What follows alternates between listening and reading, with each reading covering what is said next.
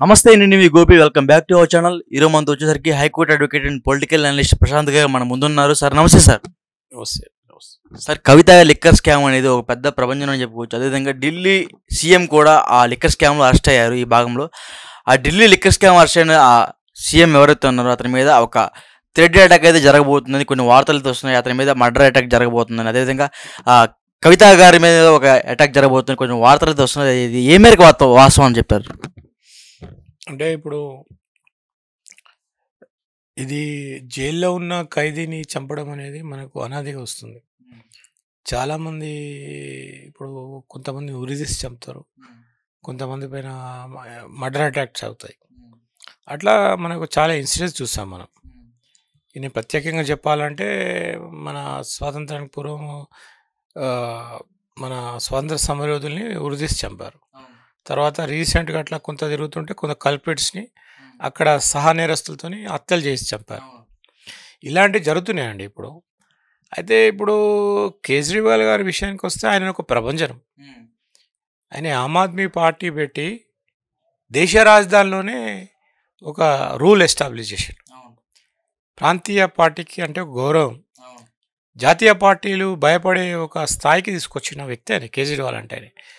ఆయనకు ప్రత్యేకత ఏంటంటే ఆయన himself is a highly educated. ఆయన ఒక సివిల్ సర్వీసెస్ బ్యాక్గ్రౌండ్ నుండి వచ్చిన ఆయన. తర్వాత ఎస్ సార్, రాజకీయాలకు వచ్చాడు. అదే అంబేద్కర్ గారు చెప్పారు, ఎవరైతే విజ్ఞానం ఉండి చదువుకున్న వాళ్ళు రాజకీయాలు రాకుండా ఉంటే మూర్ఖులు రాజకీయాలకు వచ్చి వాళ్ళు పరిపాలిస్తారు, వాళ్ళు ధనం దోచుకుంటారు, వాళ్ళు వ్యవస్థను పాడు చేస్తారని చెప్పారు. సరే, ఇప్పుడు జరుగుతుంది ఏంటంటే ఎవరైనా సరే అధికారంలోకి వచ్చారు, అధికారంలోకి వచ్చిన తర్వాత అదొక ప్రొసీజర్ ఉంటుంది, ఒక కాన్స్టిట్యూషన్లో ఉంటుంది, విధి విధానాలు ఉంటాయి. ఆ విధి విధానాలని వాళ్ళు దాన్ని అనుసరిస్తూ వాళ్ళు పరిపాలన సాగించాలి. ఇక్కడ జరిగింది ఏంది, ఇప్పుడు మెయిన్ ఆరోపణ ఏంటంటే ఒక ఢిల్లీ ఆమ్ ఆద్మీ పార్టీలో ఢిల్లీ అక్కడ ఒక ప్రాంతీయ పార్టీ అధికారం చేపట్టింది. అక్కడ ఒక పాలసీ, ఒక విధానం, ప్రభుత్వ విధానంలో స్వార్థానికి పాల్పడి వాళ్ళకు అనుగుణంగా ఈ లిక్కర్, ఈ మద్యం పాలసీని మార్చేసి దాంట్లో వ్యాపారాన్ని తీసుకొచ్చి డబ్బులు లూటీ చేసారు అనే ఆరోపణల పైన ఈడీ అధికారులు అటాక్ చేసి దాన్ని దర్యాప్తు స్థాపించి దాదాపు ఒక 2 సంవత్సరాల నుండి సీరియస్గా దాని మీద ఇన్వెస్టిగేషన్ జరుగుతుంది. ఒక ఢిల్లీ ఉప ముఖ్యమంత్రి అరెస్ట్ చేయడం జరిగింది. దానికి సంబంధించి తెలంగాణ ప్రాంతం కూడా అరెస్ట్ చేయడం జరిగింది. దాని తర్వాత దాని ఇంకా మూలాలకు వెళ్తే మన తెలంగాణ రాష్ట్రానికి చెందిన కవిత గారి ప్రాముఖ్యత ఉందని గుర్తించి ఆమెను కూడా విచారించి తర్వాత కంప్లీట్గా ఆమె పాత్ర కూడా ఉంది అని నిర్ధారణ చేయడం జరిగింది. ఇప్పుడు కవిత గారు మీకు తెలుసు, ఆమె జైల్లోనే ఉన్నారు. హైదరాబాద్కి ఫ్యామిలీకి దూరమే ఆమె జైలు జీవితం గడుపుతున్నారు. ఆమె పైన ఆరోపణలు ఉన్నాయి. ఇప్పుడు ఈడీ గారు సాక్ష్యాధారాలతో సహా ఈడీ అండ్ సిబిఐ కాంబినేషన్లో ఇన్వెస్టిగేషన్ జరిగింది. ఎంత పగడ్బందీగా జరుగుతుంది, వాళ్ళు ఎంత సాక్ష్యాలను సేకరించుంటారు, దానిపైన జరుగుతుంది. ఎంతమంది న్యాయ కోవిదులు కూడా కవిత గారి పక్షాన పోరాడినా, వాదనలు వినిపించినా, పిటిషన్స్ వేసినా కూడా ఆమెకి బెయిల్ తీసుకురావడం జరగలేదు. అయితే ఈ నేపథ్యంలో ఇక్కడ ఇద్దరే ఉన్నారు. అక్కడ మెయిన్ ఆ సీన్లో ఉన్న, ఇప్పుడు లిక్కర్ స్కామ్లో ఉన్న ఇద్దరు పాత్రధారులు ఎవరంటే కేజ్రీవాల్ గారు, తర్వాత మన తెలంగాణ నుండి కవిత గారు. అంటే కేజ్రీవాల్ గారు స్టాచ్యూర్ వేరు కదండి, ఆయన ఒక స్థాయి, ఆయన ఒక సీఎం, ఆయన డిఫరెంట్. కవిత గారు డిఫరెంట్గా, ఆమెకు అసలు ఎక్స్పెక్ట్ చేయని ఆ క్రిమినల్ అక్యూజేషన్లో షీ బీన్ టేకింగ్ పార్ట్. నేను అనాలి, ఆమె గురించి ఏం చెప్పలేను, అట్లా జరిగిపోయింది ఆమెకు. ఇప్పుడు ఆమె ఫేస్ చేస్తుంది. ఇప్పుడు తెలంగాణ ప్రజలు కానివ్వండి, భారతదేశ వ్యాప్తంగా కానివ్వండి, అన్నీ ఆమె అక్యూజేషన్ ఉంది. ప్రతిరోజు ఆమె కోర్టుకు అటెండ్ కావడం, ఒక సామాన్య అక్యూజ్ లాగా ఆమె పోవడం రావడం జరుగుతుంది. అక్కడ ఢిల్లీలో జరుగుతుంది. మీడియా పుణ్యాన్ని మనం లైవ్ చూస్తున్నాం, అది డిస్టెన్స్ మనకు తెలుస్తలేదు, తెలంగాణ ప్రజలు కూడా చూస్తున్నారు.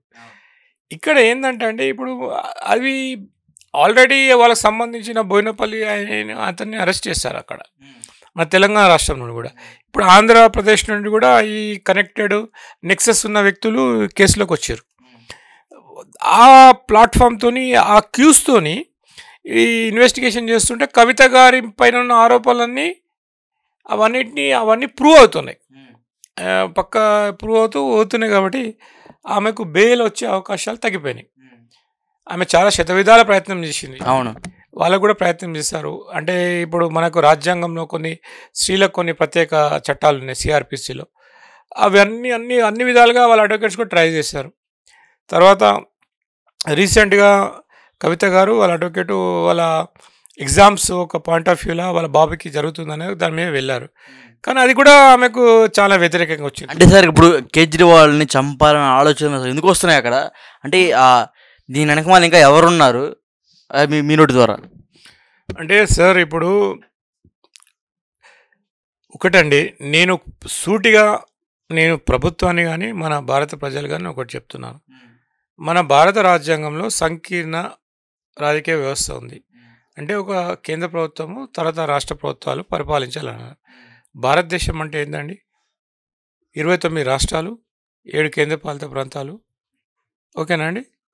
ఇవన్నీ కలిస్తేనే భారతదేశం. అయితే దేనికి ఏ విధంగా పరిపాలన చేసుకోవాలి రాజ్యాంగంలో ఆర్టికల్ వైజ్ రాయడం జరిగింది. అయితే ఇప్పుడు మనకి ఈ ప్రాంతాల అవసరాలను బట్టి కొత్త రాష్ట్రాలు ఏర్పడవచ్చు అనేది కూడా ఆర్టికల్ 3 ప్రకారం జరిగింది. అట్లే తెలంగాణ రాష్ట్రం ఏర్పడేది. అయితే ఇప్పుడు ప్రతి ప్రాంతీయ పార్టీలు ఇప్పుడు అదొక different aspect of our Indian polity. ప్రాంతీయ పార్టీలకు అధికారం చేపట్టచ్చు, వాళ్ళ డిమాండ్స్ కూడా వాళ్ళకి రాజ్యాంగంలో వివరించబడ్డది.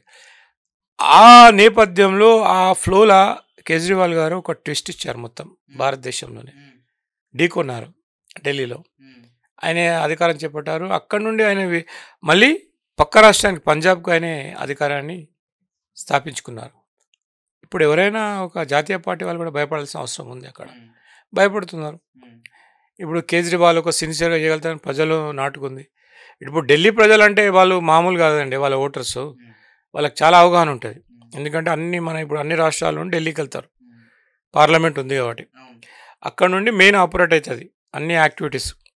అక్కడ ఇప్పుడు అసెంబ్లీ స్థానాలు కానివ్వండి, పార్లమెంట్ స్థానాలు కానీ టికెట్ ఇవ్వాలంటే అధిష్టానాలు అక్కడే ఉంటాయి కాబట్టి ఢిల్లీ నుండి టికెట్స్ ఏర్పాటు చేయడం జరుగుతుంది మెయిన్గా ఇప్పుడు జాతీయ పార్టీలలో. అటువంటి ఇంపార్టెన్స్ ఉన్న ఢిల్లీ రాష్ట్రాన్ని జాతీయ పార్టీలను కాదని ఒక ప్రాంతీయ పార్టీ, ఒక ఐఏఎస్, ఒక సివిల్ సర్వీస్ ఐఆర్ఎస్ అధికారి రాష్ట్ర ప్రభుత్వాన్ని ఏర్పాటు చేసిండు.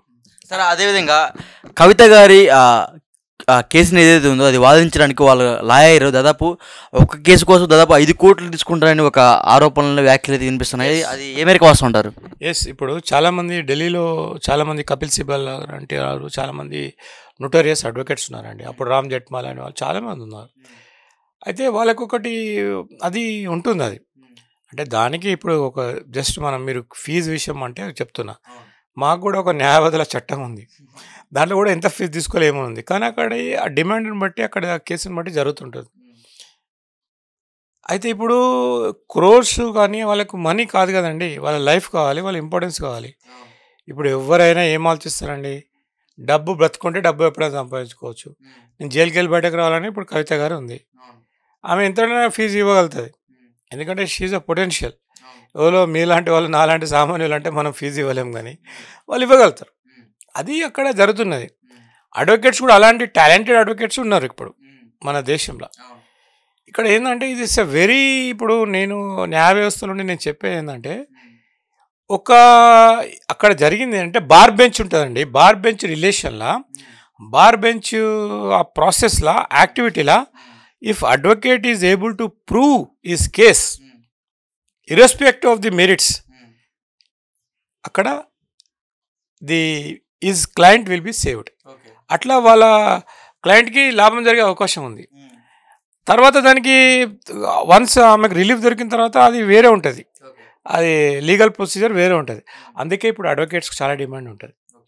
ఇప్పుడు వాళ్ళకి ఏంటంటే ట్రెండ్ ఏంటంటే ఎవరైనా కూడా ఢిల్లీ అడ్వకేట్స్కే ప్రిఫర్ చేస్తారు, ఏమైనా వాళ్ళని ఎక్కడే చేస్తారు. సో ఫైనల్గా సార్ కవిత గారు బయటకు వస్తారు రారు ఒక మాటలో?